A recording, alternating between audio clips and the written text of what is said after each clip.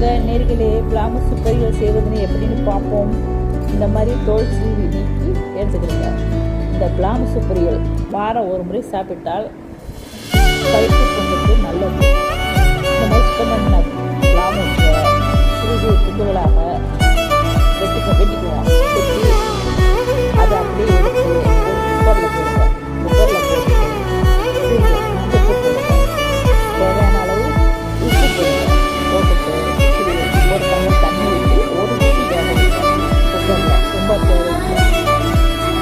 அடுத்து ஒரு தவாவில் கடலெண்ணெய் கடுகு ஊற்றி தாளிச்சிட்டு கருவேப்பிலை என்ன போடணும், கருவேப்பிலை நல்லா பச்சை மிளகாய் போட்டு தாளிச்சிட்டு தேவையான அளவு வெங்காயம் போட்டு அதையும் நல்லா வதக்கிட்டு இந்த வேக வச்ச பிளாமூஸுவை இந்த மாதிரி மசித்து எடுத்துக்கிறீங்க. மசித்த பிளாமூஸு அப்படியே எடுத்து அந்த வெங்காய வதக்கத்தில் போட்டு நல்லா பரட்டுங்க.